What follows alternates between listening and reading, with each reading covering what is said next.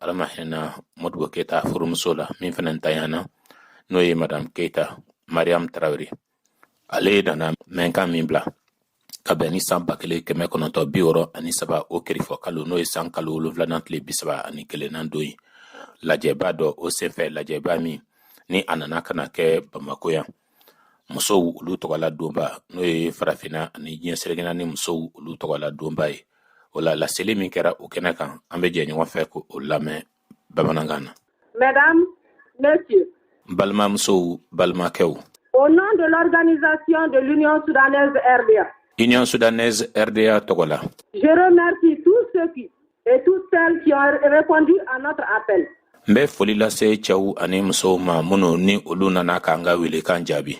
La journée du 31 juillet kirifɛ kalo n'o ye san kalo 7 o tile 31 don ye est marquée dans tous les pays d'Afrique par des manifestations identiques à celles que nous avons organisées aujourd'hui à Bamako. o ye don ye farafina jamanaw bɛɛ lajɛlen na don min kɔnɔna na ɲɔgɔn lajɛrɛw olu bɛ kɛ fan bɛɛ lajɛlen fɛ i n'a fɔ an yɛrɛ ye min ɲɔgɔnna kɛnɛ sigi an fɛ yan Bamako. En effet, le 31 juillet marque le premier anniversaire de la création à Dar es Salaam au Tanganyika de l'Organisation panafricaine des femmes. Kada o de kan kirifɔ kalo n'o ye san kalo 7 tile 31 ye o bɛ sankunbɛn bangeni kofɔ Dar es Salaam Tanganyika o jamana kan min ni o bɛ farafina musow bɛɛ lajɛlen farali ɲɔgɔn kan ka kɛ tɔn ye. Cette date est pour nous femmes africaines une date très importante. Nin don min kofalen filɛ nin ye an farafina musow ta fan fɛ don de don don min ni a nafa ka bon kosɛbɛ. Car elle constitue le couronnement de longs efforts. Ka da kan baara caman minnu kɛra don tɛmɛnenw na o kuncɛli hɛrɛ la ani wasa la a bɛ o de kofɔ. En vue de constituer une organisation unique des femmes d'Afrique. Walsa ka kulu kelen pe sigi sen kan min bɛ farafina musow bɛɛ farali ɲɔgɔn kan ka o kofɔ. Pour nous, femmes maliennes, cette date est encore plus importante. Zanko an Mali musow olu ta fanfɛ nin don min filɛ nin ye don nafamaba de ye. Puisque l'Organisation panafricaine des femmes k'a sababu kɛ farafina musow olu ka fara ɲɔgɔn kan tɔnba min filɛ nin ye. a fait l'honneur au Mali de choisir Bamako comme siège de son secrétariat permanent. Ale ye Mali bonya ka Bamako suganti k'o kɛ a ka kow bɛɛ lajɛlen ɲɛnabɔyɔrɔ faaba ye. Voilà pourquoi nous nous devions de conférer à cette journée un éclat particulier. O de kama nin don min kofalen filɛ nin ye an ka kan ka nin kɛ don ye don min ni a yankan kɛrɛnkɛrɛnnen don. Chers camarades, c'est au Caire, en République arabe unie, taamaɲɔgɔn kanunenw Caire jamana kan larabu olu ka fara ɲɔgɔn kan tɔn faaba. c'est pour la première fois naquit l'idée de constituer une organisation panafricaine des femmes. O tun ye a siɲɛ gale ye ko hakilina o ka bange hakilina min ni o bɛ farafina musow bɛɛ farali ɲɔgɔn kan ka o kofɔ. Au cours d'une réunion groupant des responsables féminines d'Afrique en mars 1961, lajɛ dɔ o senfɛ lajɛ min ni farafina muso ɲɛmɔgɔw nana ɲɔgɔn sɔrɔ o kɛnɛ kan n'o nana kana kɛ san 1961 o taraba kalo ni o ye san kalo 3nan ye. des contacts furent noués entre femmes africaines. kuma ɲɔgɔnyaw ani welekanw olu nana kana tɛmɛ farafina musow ni ɲɔgɔn cɛ. En juin 1961, de nouveau au Caire, au cours d'une autre réunion afro-asiatique, san 1961 o wasiwara kalo n'o ye san kalo 6nan ye. Tuguni Caire lajɛ dɔ o senfɛ lajɛ min ni farafina musow ani azigun kana musow ye ɲɔgɔn sɔrɔ o kɛnɛ kan.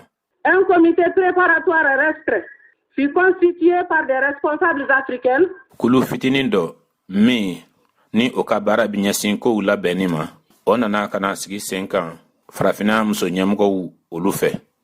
En vue d'étudier les conditions matérielles d'organisation d'une conférence panafricaine. Walsa ka jateminɛ kɛ cogoɲaw la cogoɲa minnu ni o bɛ se ka a to lajɛ ka sigi sen kan min bɛ farafina musow bɛɛ faralen ɲɔgɔn kan k'o kofɔ. En juillet 1961, les femmes de l'Ouest africain se réunissaient à Conakry. San 1961 o kirifɔ kalo n'o ye san kalo 7nan ye. Farafina tile bi an fanfɛ bolo musow olu farala ɲɔgɔn kan Conakry. en présence d'observatrices de nombreux pays africains. Farafina muso kɔlɔsilikɛla caman olu kun bɛ kɛnɛ kan. Et c'est à Conakry que fut constitué un véritable comité préparatoire groupant les responsables féminines de la Guinée, du Ghana, de la RO, de la Sierra Leone et du Mali. Wa Conakry kulu lakika dɔ sigira sen kan min bɛ kow labɛnni kofɔ. O kulu kɔnɔna na muso ɲɛmɔgɔ minnu ni olu bɛ bɔ Laginɛ jamana kan, ka bɔ Ghana jamana kan, minnu bɛ bɔ Laro jamana kan, minnu bɛ bɔ Sierra Leone jamana kan ani Mali jamana. Ce comité se mit aussitôt au travail en 1962. O yɔrɔ bɛɛ o kulu o ye baara daminɛ ka bɛn ni san 1962 ye. Pendant 3 jours, tile 3 bɔɲɔgɔnko kɔnɔna na 20 organisations de femmes africaines discutèrent du lieu, de la date et des conditions dans lesquelles se tiendrait la conférence constitutive des femmes africaines.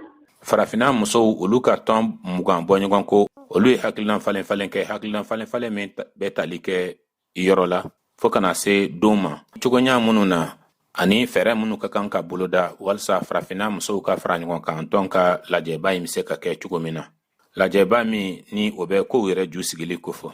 C'est ainsi que du 27 au 31 juillet 1962 à Dar es Salaam au Tanganyika. O cogo de la san 1962 k'a damina o kirifɔ kalo n'o ye san kalo 7nan ye o tile 27nan fo kana bila tile 31nan na Dar es Salaam Tanganyika jamana kan. Se tenait le premier congrès des femmes africaines. Farafina musow olu ka kunnajɛ fɔlɔ n'an ko ma ko congrès o kɛra ye. D'où sortit l'organisation panafricaine des femmes.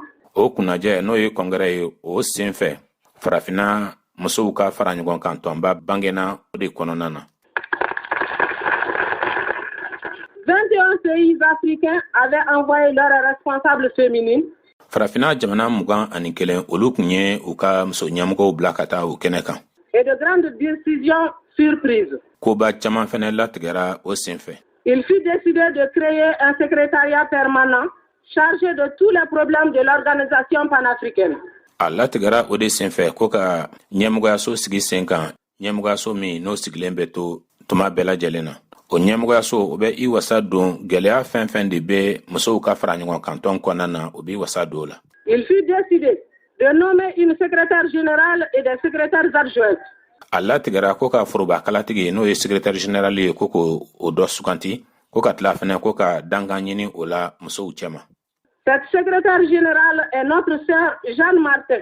O forobaakalatigi ni o ye secrétaire général ye o ye an balimamuso Jeanne Martin ye. De la République de Guinée. Ni ale bɛ bɔ Guinée jamana kan. Qui est ici parmi nous aujourd'hui. Bi o bɛ an cɛma yan. Avec notre secrétaire générale adjointe, Madame Diallo, née Virginie Camara du Sénégal. Ani an ka forobaakalatigi dankan n'o ye secrétaire général adjointe ye Madame Diallo Virginie Camara ka bɔ Sénégal jamana kan. Voilà, camarades, l'histoire de l'organisation panafricaine des femmes. A filɛ nin ye n taamaɲɔgɔn cogo min na farafina musow ka fara ɲɔgɔn kan tɔnba a bangena cogo min na a dɔ fɔ a tariku o de ye nin ye. 3 années ont été nécessaires pour vaincre toutes les difficultés. San 3 bɔɲɔgɔn ko o kɛra walisa gɛlɛya fɛn de bɛ yen ka olu bɛɛ lajɛlen daji ka bɔ yen. Dissiper les incompréhensions. Ɲɔgɔn faamubaliya minnu tun bɛ yen ka olu bɛɛ jɔsi ka bɔ yen. Faire comprendre que l'unité des femmes africaines ka lafaamuyali kɛ k'a fɔ ko farafina musow olu ka kelenya constitue un pas très important vers l'unité africaine. O kun ye sendanya min ni a nafa ka bon kosɛbɛ ka ɲɛsin farafina ka kelenya sabatili ma. Et nous avons la fierté de dire ani an ɲagalilen wasalen b'a fɔ ko que les efforts des femmes africaines en vue de constituer une organisation panafricaine ko farafina musow olu ye baara min kɛ walasa ka fara ɲɔgɔn kan kulu sigi sen kan musow tɔgɔ la ont contribué pour une part aux importantes tournants vers l'unité africaine. Fan dɔ fana fɛ a kɛra sababu ye mɔgɔ caman ani fɛn caman bɛ yen olu ka kɛ ka ɲɛsin farafina ka kelenya ma. Qui s'est concrétisé il y a 2 mois à Addis Abeba. O min lankɛnɛmayara Addis Abeba a kalo 2 ye nin ye. Mais la constitution de l'organisation panafricaine des femmes n'est pas. pour nous une fin en soi. Farafina musow bɛɛ faralen ɲɔgɔn kan tɔnba kelen kɔnɔna na ka o ladan o tɛ ko bannen ye an ta fan fɛ an tɛ dan o dɔrɔn ma. Pour nous, l'Organisation panafricaine des femmes est un moyen, un instrument grâce auquel nous allons pouvoir mieux travailler pour l'Afrique et pour chacune de nos nations respectives. Farafina musow ka fara ɲɔgɔn kan tɔnba o ye baarakɛminɛn de ye an bolo. Baarakɛminɛn min sababu la an bɛna baara kɛ k'a ɲɛ farafina ye an musow bɛɛ kelen kelen ka jamana kota fan fɛ. La voix de l'Organisation panafricaine des femmes s'est déjà faite entendre au congrès de Moscou. Farafina musow ka fara ɲɔgɔn kan tɔnba a kumakan olu mɛnna kaban Moscou kunnajɛba kɛnɛ kan n'an k'o ma ko congrès. Qui groupait toutes les associations démocratiques des femmes. O kunnajɛ min filɛ o ye n'an k'o ma ko congrès jɛkulu fɛn fɛn de bɛ bɛɛ y'a kofa musolakaw olu tɔgɔ la olu bɛɛ dɔ kun b'a kɛnɛ kan. À Moscou, les responsables de notre organisation ont joué un rôle très positif dans le bon déroulement du congrès. Moscou kɔnɔna na ɲɛmɔgɔ minnu bɛ an ka tɔn na olu ye jɔyɔrɔ ɲɛnama de ta o kɛnɛ kan ye. Zanko min ye kunnajɛ n'an k'o ma ko congrès o tɛmɛcogo ɲuman ye. L'Organisation panafricaine. Farafina musow ka fara ɲɔgɔn kan tɔn. L'Organisation panafricaine joue déjà et jouera de plus en plus dans l'avenir un rôle très important dans plusieurs domaines. O fara ɲɔgɔn kan tɔn min bɛ musow kofɔ o bɛ ka baara kɛ kaban. Don nataw la a nata ɲɛfɛ fana ka baara kɛ kosɛbɛ. A na o baara o kɛ bolofaraw caman de kɔnɔna na. Premièrement, d'abord et avant tout. Fɔlɔ ka kɔn fɛn bɛɛ ɲɛ. Notre organisation lutte de toutes ses forces et de tout son cœur partout où elle le peut. An ka tɔn a b'a seko damayira kɛ kɛlɛ la ɲɛ bɛɛ ma ni a dusukun bɛɛ ye. Fan bɛɛ lajɛlen fɛ a seko damayira la. En faveur de nos sœurs de la Guinée portugaise, de l'Angola, du Mozambique et de l'Afrique du Sud. Ka dɛmɛni ta k'a lase an balimamusow ma minnu bɛ la Guinée portugaise kɔnɔ, minnu bɛ Angola, minnu bɛ Mozambique ani minnu bɛ Afrique du Sud jamana kan. Vous savez que dans ce pays, le colonialisme portugais se livre aux pires atrocités. A b'a dɔn k'a fɔ o jamana kofɔlen ninnu kan jɔnya tigilamɔgɔ minnu bɛ yen ni olu ye portugais ye u bɛ ka kanagwɛlɛya wale sugu bɛɛ lajɛlen de ta k'a lase mɔgɔw ma. Des villages bombardés au napalm qui brûlent tout, les plantes, les hommes, les femmes, les enfants. U bɛ mugujugu fili ka jigi duguw kan ka dugu ni a kɔnɔfɛnw bɛɛ jeni. Jiriw, cɛw, musow ani denmisɛnw. Les hommes, les femmes, les enfants exécutés sans jugement, massacrés à la mitraillette. Cɛw, musow, denmisɛnninw olu bɛ faga ka taa sɔrɔ kiri yɛrɛ ma kɛ. Kisɛ bɛ seriseri u kan k'u bɔnɛ o nin na. Et tout cela parce que ces hommes, ces femmes veulent vivre libres dans leur pays. O bɛɛ bɛ ka kɛ ka sababu kɛ o cɛw o musow olu b'a fɛ ka ɲɛnamaya kanabila kɔnɔna na u ka jamana kan. Tout cela parce qu'en Afrique du Sud, ils veulent les mêmes droits que les colons. Nin bɛɛ bɛ ka kɛ ka sababu kɛ Afrique du Sud jamana kan. Yen sigida mɔgɔw u bɛ hakɛ min nɔfɛ damakɛɲɛ ka kɛ u ni u marabajugu ka hakɛ ni ɲɔgɔn cɛ. Et qu'on ne veut leur accorder ni le droit de citoyenneté, ni l'égalité raciale. Ka da kan marabajugu u t'a fɛ min ye fasodenya hakɛ ye o ka di sigida mɔgɔw ma. Wa damakɛɲɛ fɛnɛ siyako la u t'a fɛ fɛnɛ o hakɛ ka sɔrɔ. L'Organisation panafricaine des femmes entreprend tout ce qui est en son pouvoir. Farafina musow ka fara ɲɔgɔn kan tɔn ale n'a a seko damayira bɛɛ kɛ fɛn fɛn de se ye a ta fan fɛ. Pour que l'Afrique soit à jamais débarrassée du colonialisme. Walsa fo bada farafina a ka se ka hɔrɔnya ka bɔ jɔnya bolo. Et pour que l'Afrique soit à jamais débarrassée de l'impérialisme. Walsa farafina bada a ka se ka hɔrɔnya ka bɔ urunɛya bolo n'o ye fanga jugu dɔ ye. Et pour que prenne fin la tragédie que connaissent nos sœurs et nos frères qui meurent tous les jours pour vivre libres sur la terre de leurs ancêtres. Walsa ni fagali jugu ninnu ka dabila fo an balimakɛw ni an balimamusow olu ka se ka lakodɔn ka sɔn kɛ u ye olu minnu bɛ sa don o don walsa u kanabilalen ka ɲɛnamaya u benbakɛw ka dugukolow kan. L'Organisation panafricaine des femmes lutte aussi de toutes ses forces en faveur de l'amitié entre tous les peuples du monde. Farafina musow ka fara ɲɔgɔn kan tɔn a bɛ ka kɛlɛ kɛ n'a seko damayira bɛɛ ye walasa teriya o ka don diɲɛ a siyaw bɛɛ lajɛlen ni ɲɔgɔn cɛ. Les femmes sont intéressées plus que quiconque à la paix du monde. Hɛrɛ kana diɲɛ kɔnɔna na o ka di musow ye ka tɛmɛ mɔgɔ bɛɛ lajɛlen kan. Car c'est le sort de leurs frères, de leurs maris, de leurs pères ou de leurs enfants qui est en jeu. Ka da kan u cɛw walima u balimakɛw walima u denw olu kungo o de bɛ sen na. Les femmes africaines savent aussi Farafina musow b'a dɔn fana ko que si le monde vit dans un climat de paix, ko ni diɲɛ bɛ ka ɲɛnamaya hɛrɛ la, les sommes énormes qui sont consacrées aux armements nafolo caman minnu ni olu bɛ ka taa ka don kɛlɛkɛminɛnw na permettront le développement économique des pays d'Afrique, d'Asie et d'Amérique latine. o bɛna kɛ sababu ye farafina jamanaw azi jamanaw ani lamɛrikɛgun woroduguyan fanfɛ bolo olu bɛɛ ka se ka yiriwa sɔrɔko ta fanfɛ. Mais si les femmes africaines veulent la paix, nka ni farafina musow bɛ hɛrɛ fɛ, cela ne veut pas dire qu'elles se laisseront intimider par les menaces ou les manœuvres. o kɔrɔ tɛ k'a fɔ ko u na u yɛrɛ to papali walew ani komayɛlɛmɛ walew bolo. Les femmes africaines soutiendront toujours les luttes de libération nationale. Farafina musow olu na senkɔrɔma tintinin kɛ tuma bɛɛ lajɛlen na ka ɲɛsin kɛlɛw ma, kɛlɛ minnu ni u bɛ jamanaw bɔli bolo la k'o kofɔ. Elles donneront leur appui à tous les peuples qui combattent pour leur liberté. u na u ka senkɔrɔma tintinin di jamana kɔnɔdenw olu ma, olu fɛn fɛn de bɛ ka kɛlɛ kɛ walasa k'u ka kanabila sɔrɔ. Contre le colonialisme et l'impérialisme. Ka jɔnya tigilamɔgɔw kɛlɛ ani urunɛya tigilamɔgɔw. Elles donneront leur appui u na u ka dɛmɛni di à tous les peuples qui combattent pour leur liberté contre la ségrégation raciale. siyaw ma, siya fɛn fɛn de bɛ yen n'olu bɛ ka kɛlɛ kɛ u ka kanabila kosɔn walasa ka siya woloma k'o kɛlɛ. Contre tout ce qui porte atteinte à la liberté et à la dignité de nos frères et de nos sœurs. Ka ɲɛsin kɛwale fɛn fɛn de bɛ yen n'o bɛ dankarili kɛ kanabila ma ani fɛn fɛn de bɛ yen n'o bɛ dankarili kɛ an balimakɛw ni an balimamusow ka hɔrɔnya la. Quelle que soit leur nationalité ou leur couleur. u ka jamana kɔnɔdenya mana ka sugu sugu ye walima u farikolo ɲɛ mana ka sugu sugu ye.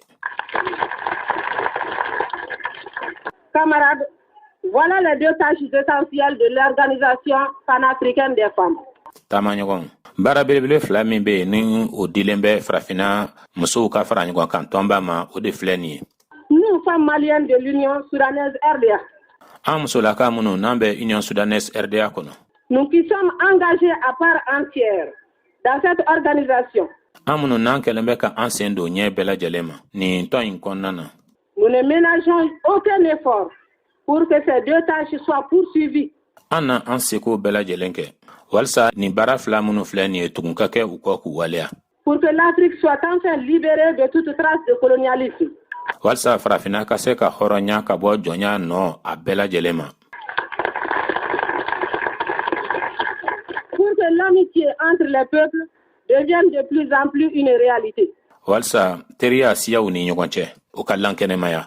Les manifestations qui se sont déroulées aujourd'hui ɲɔgɔn lajɛraw minnu ni olu kɛra bi prouvent que les femmes de l'Union soudanaise RDA seront toujours à tous les rendez-vous de l'Afrique.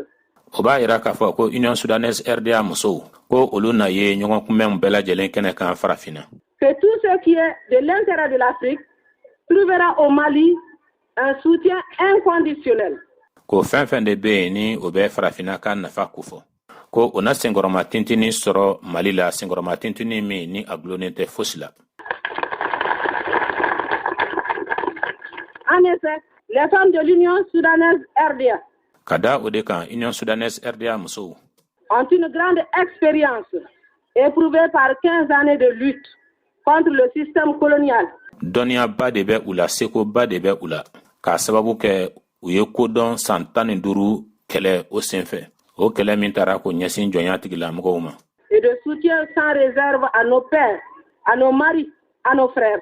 ani u ye dɛmɛni min ta n'u ma u tɔto min na fiyewu ka ɲɛsin u faw, u cɛw an'u balimakɛw ma. Les femmes de l'Union soudanaise RDA, après avoir participé à la lutte difficile contre le système de domination coloniale imposées à notre pays. Union Soudanaise RDA musow olu kɛlen kɔ ka u niyɔrɔ ta kɛlɛ gɛlɛman na kɛlɛ gɛlɛman min ni u ye o ta k'u ɲɛsin jɔnya tigilamɔgɔw ma jɔnya tigilamɔgɔw tun ye daka jugu min sigi anw da la. Se sont engagés totalement dans la construction nationale. Union Soudanaise RDA musow olu ye u yɛrɛw bɛɛ di faso jɔli baara ma. Dans la décolonisation. An hɔrɔnyali baara la ka bɔ jɔnya ma. Dans la marche du Mali vers le socialisme. Mali ka tagama la ka i ɲɛsin sɔrɔ ni fanga forobɛyali ma. Le code malien de mariage qui a été élaboré avec notre participation. Sariya gafeba min bɛ Mali furuko danatigɛ o min nana labɛn ni an ka magwɛni ye ni an sen donni ani an hakilinantaw dili ye. Est une œuvre de grande portée que nous avons saluée avec enthousiasme. O ye kɛwale belebele de ye min yankan ka bon an nisɔndiyalen wasalen barikadali kɛ min na. Nous profitons de l'occasion solennelle qui nous est offerte aujourd'hui. An bɛ bɔ nin kɛnɛ in nu ma bɛɛ ɲɛna o min dilen bɛ an ma bi. Pour remercier le parti, le gouvernement. Walsa ka foli di parti ma ani fanga ma. Et toutes les organisations qui ont contribué à donner à la femme malienne l'égalité totale des droits avec l'homme dans notre société. Ani tɔntɔn de bɛ ni olu ye wulikajɔ kɛ walsa cɛw ani musow olu bɛ se ka damakɛɲɛ cogo min na hakɛko la ka foli di o kuluw ma. L'intérêt que porte le parti et le gouvernement à nos organisations féminines sera payé de retour. Nafa min ni parti ani fanga bɛ o di an ka musolakaw ka tɔnw ma o na sara kɔma segin na.